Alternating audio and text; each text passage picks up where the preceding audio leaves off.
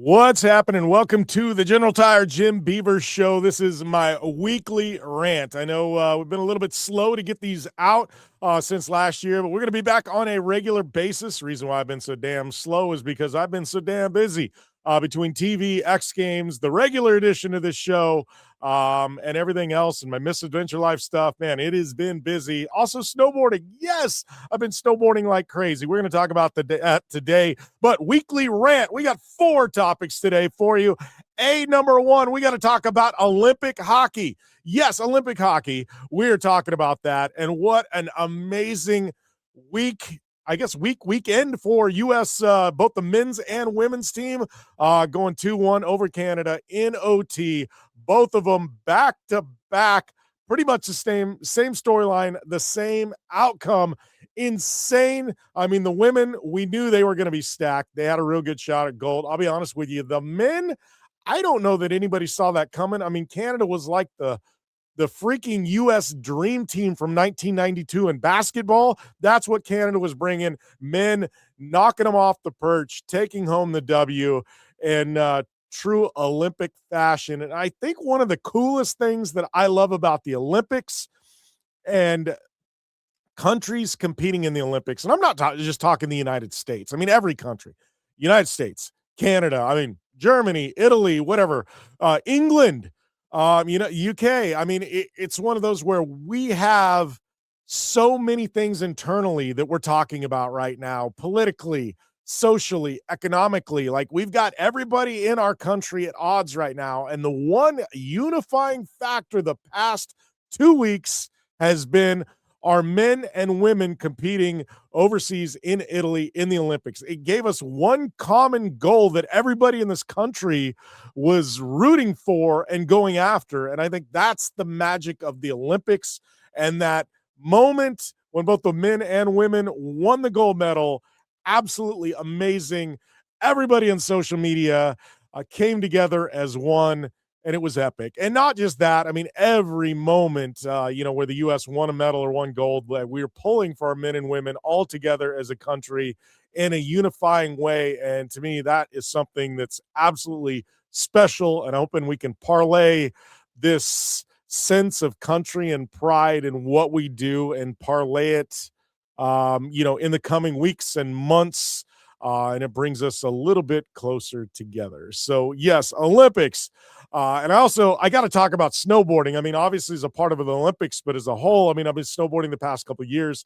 This year really got its hooks into me, and I've been snowboarding like crazy. I don't know how many days on the mountain I've had, but I'm making trips as often as I can and getting on the board. Obviously I was at X Games. I was able to snowboard there at Buttermilk. But the one thing I have to say, it's going to be a hot take. It's going to be a real hot take. But the one thing I have to say, men's and women's snowboard superpipe, absolutely, hands down, has to be the gnarliest sport on the planet. And I am a race car driver. I've driven trophy trucks at 140 miles an hour across 3-foot whoops. And I'm telling you, snowboard superpipe, 22-foot walls, airing 20-plus feet out of it, 40-something feet off the ground.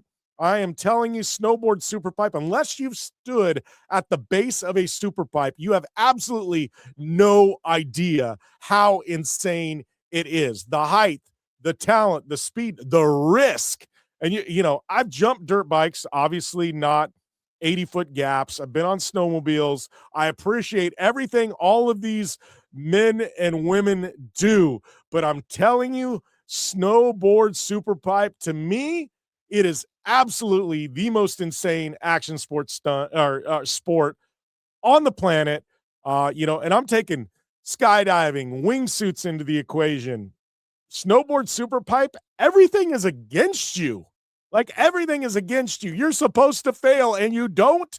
Mind-blowing. I'm telling you, especially when you can stand on the deck and see it in person, you will change your tune. So, yes, snowboard superpipe, that is takeaway number 2. I guess takeaway number 3, we got to talk about a weekly rant. This is not really a rant. This is something exciting. I'm an off-road guy. I'm on the broadcast of the Mint 400. We're a week and a half out from the biggest off-road race, or one of the biggest off-road races on the planet. Mint 400 Stoked to be on the broadcast, but I want to talk a little bit more about the entry list. This is the Who's Coup. It has become the X Games of off-road and motorsport. I mean, we're going to have close to 500 entries by race time. 500, unheard of, 500 entries. And then you've got the biggest names in the world coming in. I mean, we've got Jimmy Johnson. Yes, the NASCAR champion, Jimmy Johnson, coming in out of his off-road retirement to race the Mint 400 in an unlimited truck. Man, you want to talk about a storyline? You want to talk about something crazy? I mean, this Mint 400, we're going to be talking about it on this show and on social media for the next week and a half, 2 weeks, until I'm actually there in Vegas calling the broadcast. But let me tell you, the Mint 400, it is absolutely going to be a barn burner this year. If you can't make it in person, you got to tune in. It is going to be can't miss TV. Wow, I'm excited about that one. And then finally, I want to talk a little bit about NASCAR driver Natalie Decker. Some stuff happened in the past week. Man, people have been getting all over her case. I mean, she had Bert Kirchner at one of the races. She posted a picture of her basically in her bra with him, and he was topless. Like, if you know him and the comedy, it's there. And like the bumping, the banging in the race and crashes. It's like, this poor girl. And I'll be honest with you, I haven't been the hugest Natalie fan. Not that I disliked her, not that I liked her. I just was kind of like, sometimes you're just neutral on athletes, right? And I was neutral on her. No love, no hate, just like, cool, she was there. But the amount of hatred she has experienced in the past week as a woman in motorsport, as a mom, as a mother, absolutely, it's uncalled for, man. She has absolutely got driving skill behind the wheel. And the stuff that she's done on social media and that, I mean, come on, let's get real. I mean, there are so many other things going on the internet, on OnlyFans, with professional athletes now and things like that. Like, I'm going like, really? You're gonna, this is the sword you're gonna fall on with Natalie Decker? Like, Natalie, I nothing but, I nothing but love for you now. Like, I feel bad, with what you're going through. Truthfully, it's uncalled for any human being. Like, literally, the internet. Mind your own freaking business. If you didn't like what she did, you don't have to open your mouth about it. Just shut your mouth and go on and get to the next thing. Like, I don't know why this has become a thing. And I know my friends at the Speed Freaks have gone over this in depth. They had a really good take on it. Go and listen to their show. But I just wanted to say something because, like, as a female athlete, as an athlete in general, what she has put up with in the last week is absolutely uncalled for. Whether you agree with her or not, you got to agree with nobody should be treated that way. And I think that's the way that I'm going to end this weekly rant. But thanks to everyone for tuning in. Obviously, this is going to be a regular thing once again, like it was last week or last year. And we're going to keep the fun here on the weekly rant, and make sure and tune into my regular show, the General Tire Jim Beaver Show, each and every week. Love you guys. See you next time.